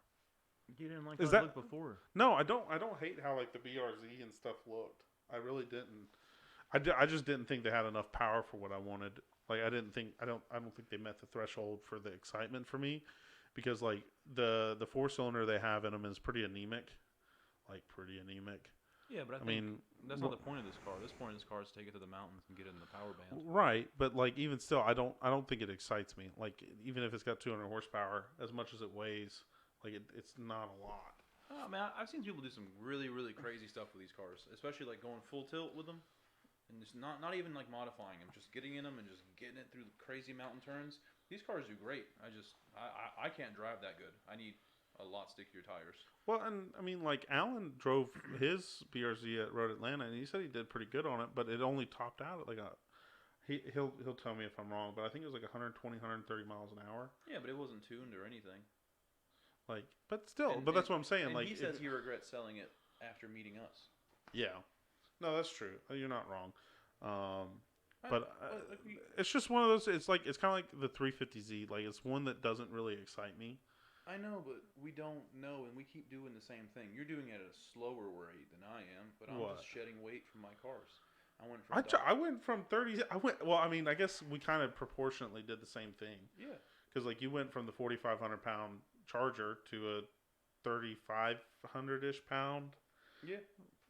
Mustang. Yeah, and then I went from a 3,800 pound Mustang to a 3,200 pound Vet. Which, I mean, and it's also like the C5 Vet on its own is not enough to like be fast or as fast as the Mustang was. But that cam and the long tubes and the tune and everything makes it to where it's like it crosses that line of actually being good. But I think like it's gonna keep happening, man. We're just gonna keep buying smaller cars because that's really the way to do it. It just is, man. And I think it's gonna. I think you're gonna take it a lot longer than I am to just trickle down to something really, really small. But I think it's gonna happen. It's inevitable. And it's probably gonna be like some type of Z for you. Do you want another soda? I can get another one. Another Bev. Yeah, we need some more. But yeah, no. I still think that's like the ideal car. I didn't buy it. I bought the Mustang. I should have grabbed one of those. You really want one? You really think you should have got one of those? Yeah, for mountain stuff. Just how light it is. It would have been great, man. Because if I can just hold down the gas at like over $4 grand and just rip through it. Look, I love that idea. What do you mean? I really Isn't do that how love you're that supposed to idea. drive? No, I mean I agree. Like I think at some point I'd love to get like a little Miata, but like I don't know. I just don't know that those cars are going to like I'm really messed up because I like having the V8. Like that's always been growing up. Like I get it. Like I mean it's stupid. It's heavy. It's dumb. It's dumb. I know it's so dumb. I mean, if they can make them lighter. But like but like we always talk about Miatas. We talk about what do we talk about putting in them? Like we're talking about putting in an LS. Who is? Us. Well, yeah. Sometimes, but like the ideal thing is put a turbo in it and call it a day. Well, no, I mean, but like you're still talking about getting into that 300 horsepower range. Yeah. Which is still LS. I mean, it's weight. I mean, but like that. But we've always talked about like we're always trying to get back to that V8. Like it's just easy to make power. Like you can just do it. Like, and I don't know. I mean, it's. I think she might be trying to come in. I don't know, but yeah, come on. You're good.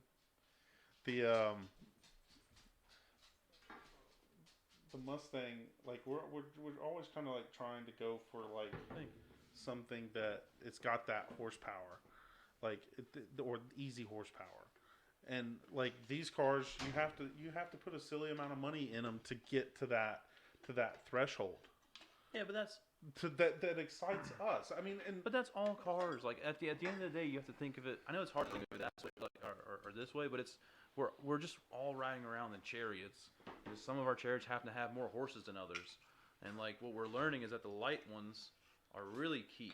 And if you can already start with like super lightweight and good suspension, then you just got to add power to it. I mean, I know it costs money, but like so does paying interest. So does getting more car loans. So does just like this constant routine over and over again. Well, and see, like for me, I think the Corvette, like in more ways than the Mustang did, it to me seems like a car that I can actually modify now and actually do stuff with that I wasn't able to do in the Mustang.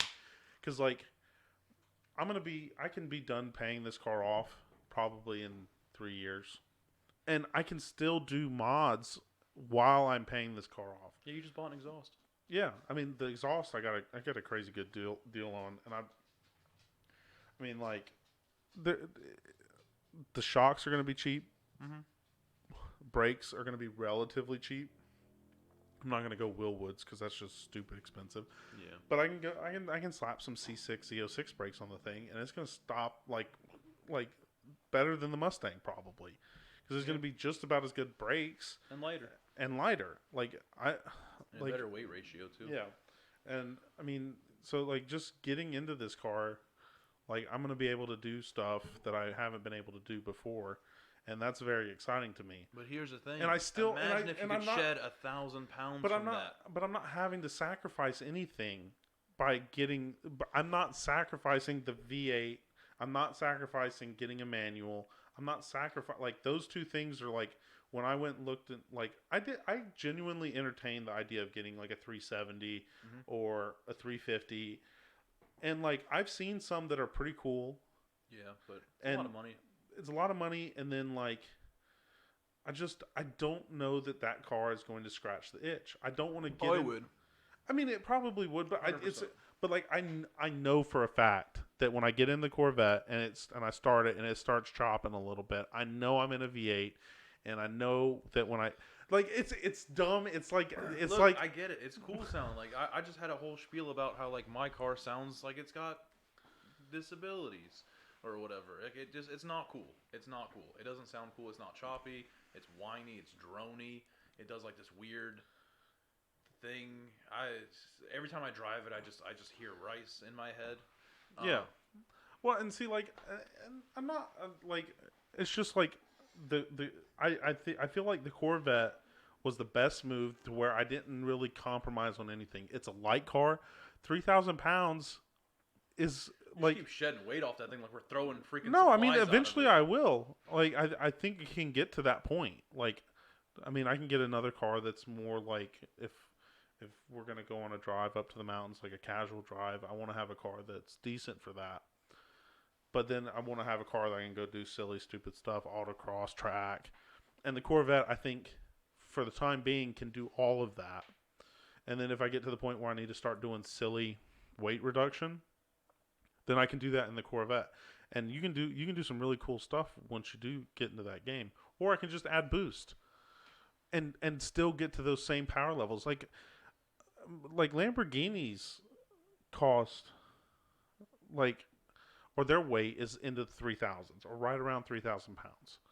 So I can get to power levels that are better than some supercars with a very reliable platform. But then I can smoke you in a Honda by just throwing like 15 grand. Look, but you're like when you're talking about the S2000, you're still talking about getting into supercar power to weight ratios. Yeah, no, which definitely. is I don't disrespect it at all. Like if that's the route you choose to go, I'm just like. It's just like some archaic mindset that like I need to have a V8. Yeah, well, I get I mean, it. this car is smaller. Like it's. I know, but that's too big. I don't think it is. It's too big. Because I can get like the wide body kit that the C5R runs for like $2,000, I mean, like, this is like 3-4 years down the You're road. trying to make it wider? Yes. I want that thing even bigger. But, like, yes, because you can... When you're dealing with center of gravity, when you go wider, you lower your center of gravity still. You know? Like... I know, but I'm just thinking of the roads we drive on, man. Like, I'm trying to get I don't the feel smallest thing that and just sketchy. rocket through stuff. I don't... Like, no more chicanes. Or I'm going to start knocking out chicanes and just make them straight by just getting a smaller car. I mean, look, there's definitely... Like, I think it would be awesome, like, 3 or 4... Or, like, further down the road to get, like, a little Legends car, put, like, a silly motor in it, and just rip around in that. Because you can... That car's a half a road route. Well, it's narrower than Mini Coopers. Yeah. And you can just, like, do some silly stuff in those.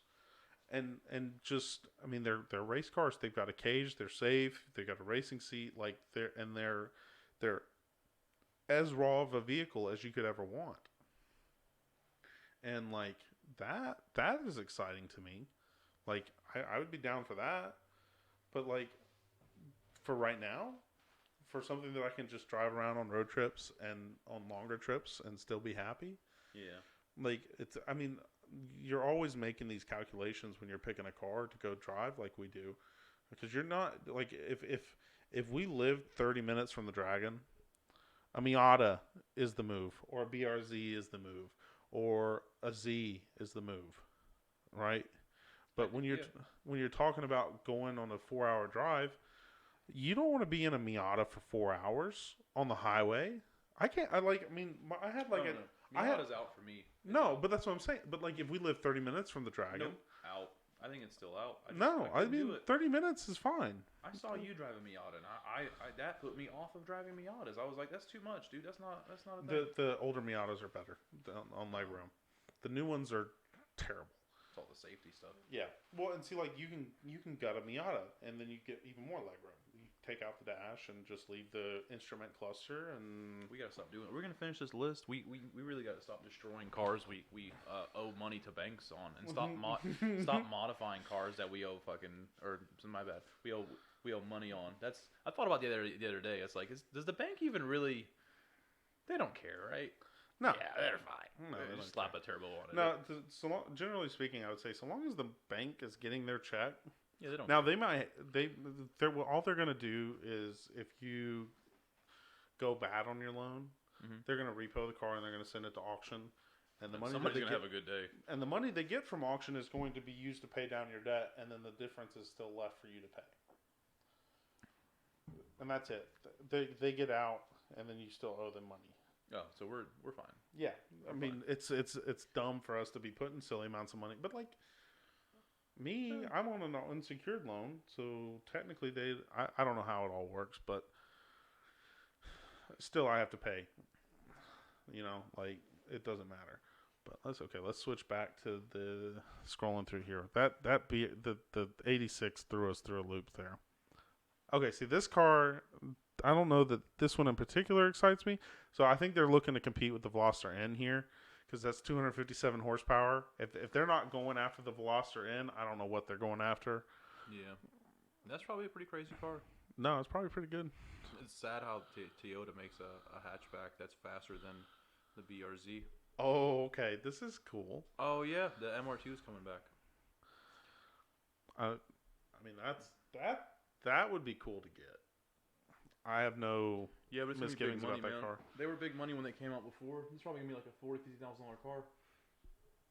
If you're gonna lean that far forward, pull that mic forward just a hair. Yeah, it's probably gonna be like 40-50 grand for that MR2. Volkswagen. Crazy. Oh, see that's okay. So there we're done with that list. So, I mean, I think in general, I think the Yaris and that Corolla look pretty sweet. Do we want to talk about this? Oh, my conspiracy theory. Yeah. Where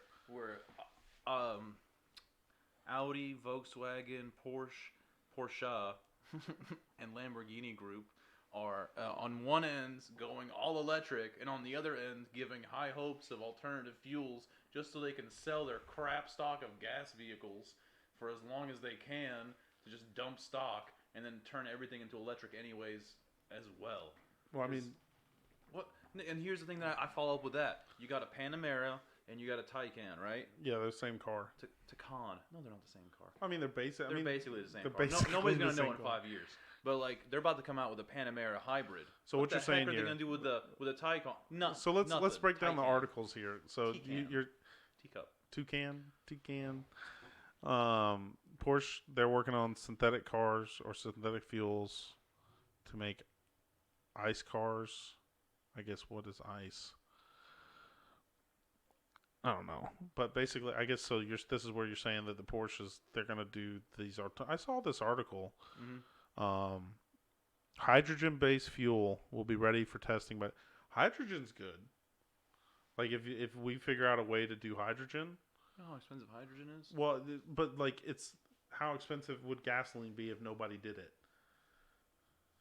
Oh, yeah, I guess. You know what I'm saying? Like, or like in the Charlotte area where you have E85, like that is going to be stupid expensive because like you're going to have to go to some guy that's got a drum of it and you're going to have to pay him whatever he wants per gallon for that. Like, this is the same thing. Like, hydrogen is not just, it's not a standard fuel. Well, Toyota does a thing now where you buy one of their cars and they give you a card with like 15 grand on it. Yeah, I And that's saw enough that. to last you. I think for the lease of the car is like you spend about 9 grand on your average driving, about 5,000 a year. So, Yeah. I mean, it does get paid for in a sense, but I don't know. I mean, I think everybody's going to this like green thing. I really like this is I've been through this in a sense with the like I used to mess with remote control cars, and I've been through this movement, if you will, between like fossil fuel and to electric. So early on, electric cars sucked. Like the electric, because you ran a nickel metal hydride battery, didn't have a lot of juice. You might be able to drive for 15 minutes, and it would take 4 hours to charge. Gotcha. Like it was stupid. Like it didn't make sense. So the gas cars, you could have 5 or 6 of the nickel metal hydride batteries for your controls, like your steering and throttle control, and like your receiver for the signal and stuff. And those would last basically a whole day on a charge. Because it didn't take much juice to run it. But when you're running a motor to move a 20-pound car, that's a lot of energy that you're having to carry along with you. And so, like, the gas ones, you would just... It's like now. Like, I ran out of gas. Just fill it up, and you're back on the road driving again. But now, with the lithium batteries, they charge so quick. And they're so much faster just from a baseline. Like, Teslas will walk most anything on the road. And they're not even supposed to be like a really sporty car. They're just fast. Like Elon was like, "Oh, well, it's not going to take us much to go fast, so we might as well do it." And they did it. And I mean, so I think we're going to see a ton of electric cars coming out. And I really like the nice thing is the thing that gives me hope is that it's definitely a big switch. So it's a question of if we can get enough electric cars. That there's enough of them that it's like becomes the standard. If there's like enough raw materials for it, that's a big question. But also like even now where like in RC cars, electric's the big thing. There's still a market for gas cars. Like there's still a thing. They're still raced. They're still bought. You can still get the gas, and it's still roughly the same cost to run those cars as it was before. So, like, do I think that electric cars is going to change a lot of what we're kind of used to in the car world? Yeah. But I still think there's definitely going to be a place for, like, regular cars like what we do. And I don't think that's going to go away anytime soon. No, but it's just, like, if you're just driving to and from work, it doesn't matter. Like in 5 years, once I'm done paying off the vet or whatever, let's say the Focus dies, which it might by then. for Focus, it probably won't. It'll probably still be kicking. Unfortunately, the uglier they are. I mean, it's got 200,000 miles on it right now. Yeah, just shy of. It's good for like 3, man. Yeah. So I mean, I probably got another 5 years in it. But like when I get done with this car, if there's a way for me to get like a Nissan Leaf that gets like a 200-mile range that I can drive to and from work every single day, I don't care. Like, I'm just driving to work, man. Like, that is what's going to be the big change. Like, performance vehicles, there's always going to be a demand for gas ones or some sort of internal combustion engine, whether it be hydrogen. Hydrogen would be like the ideal thing because it's just water vapor coming out the tailpipe, no carbon emissions, zero. Yeah, I just think it might turn expensive. It could. Or more expensive than, what is it? Electric. Yeah. And I'm talking about, of course, probably sports cars are going to be on the same type of boat. Because I know even the electric sports cars have always now. been expensive. Yeah, but I'm talking like kind of unreachable. Yeah. As far as electric cars go, I don't know if they're ever going to have like an affordable electric sports car. I hope they do. I really want one. Not in the foreseeable future, but I think gas cars are going to be big money one day too, and that's pretty soon. Eventually, it's going to be something that like only the rich do. Yeah. It's like why are you pouring money into a gas tank to drive around? Yeah. Like, I think there'll be the switch, but I don't think it's going to go away. And I mean, like, I don't think anything really has changed that much. It's been a long time since I've messed with them. But I honestly don't think the pricing on a gas one has changed that much. Yeah. And it's really actually probably gotten cheaper because you used to not be able to get 1/5 scale cars for like less than $1,000. And when I was getting out of it, you could get them for 6 or 7. They weren't the prettiest things. Like HPI would make these like beautiful trucks and buggies. Like it looks like a Baja racer, like a Baja buggy and truck. Like the short course trucks, and they just have like a weed eater motor in them, like a 26cc weed eater motor, 4-stroke. That's disgusting. That's too much. No, they weren't that fast. I mean, they were quick, but they weren't like the crazy fast. But like when I was getting out of it, you could get like a cheap 5th scale for like $700. So it got better even as electric vehicles were taken over in the like.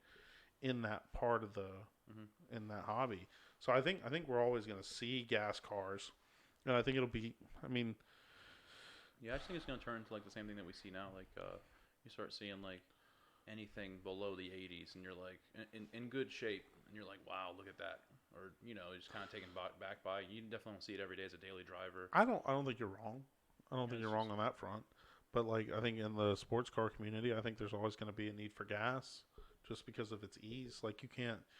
I don't think for a long time you're going to be able to do a track day. I don't think you're going to be able to do a track day on an electric car. I don't think you'll be able to go full send in an electric car for 3 or 4 sessions. So I think, in that sense, there's all like you're going to have a gas engine.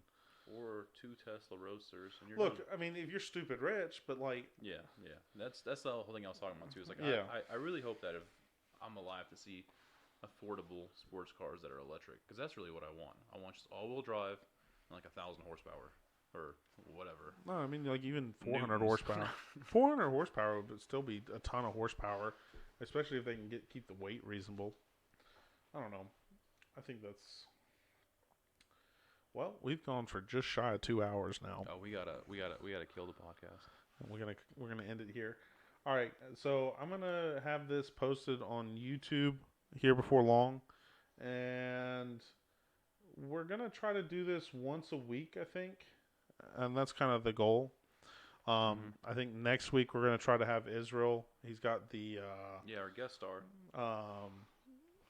He's got the blue Focus RS that comes on the trips all the time. He's going to come down. He's already got his mic and everything. So after that, we're going to kind of just, if there's somebody that we want to have on the podcast, or if you know somebody that we want to come on that does something cool in the automotive world in Charlotte, I mean, we're down to have you on to talk. Like. And, I mean, obviously there's some people that are, like, regulars that I think we would probably bring on to talk. I think David would be a fun person to have come in. Invite people over. Tell them why they're wrong. No, I'm just kidding. I mean, it's, like, I think we got some people that are doing some cool stuff. I think Adam can talk. We can have Adam come in and talk about autocrossing and stuff like that. But I mean, I think we're just trying to do something that's like conversational and just kind of have a good time. Drink some sodas, and just kind of hang out and Some soda pops. But yeah, so I think we're gonna shoot for maybe doing this maybe next week. Yeah. We'll see what happens because I know we're gonna be going up to Kentucky next week, so I don't know how that's all gonna work out. But It's all Kentucky next month. it's gonna be wild. But I'll update the event tonight before I go to bed. Make sure everybody knows that the trip is gonna happen Sunday. We gotta find a new food spot too. New food spot. If you guys know a good food spot in Marion, and you guys can drop us information on that's open on Sunday, we'll entertain it. But right now it might end up being fast food or something, unless we can find something good. Either McDonald's or Quick Tip. I mean, there's a Sonic there. Oh. So, I mean, there's some decent options right there. So, I mean, it's not the end of the world. But, yeah, I think we've had a few people watching for a little while, and hopefully you guys enjoyed it. If there's things you want to talk about or like look at, we can do that. I don't know. I mean, I think this is kind of fun. I mean, it's definitely different. I mean, it's going to be less work in the editing department because we're just putting it out here live, and the YouTube video will come up later, and we might clip it and do segments and stuff, kind of like some of the other podcasts. And just say it. We're imitating Joe Rogan. no, we're the poor man's Joe Rogan experience. No Rogan. That's what we should name the podcast. No Rogan. The No Rogan experience.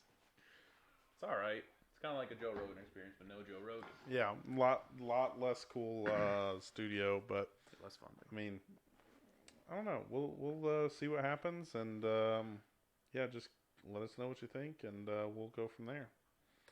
All right, guys. Thanks for watching. We'll see you later.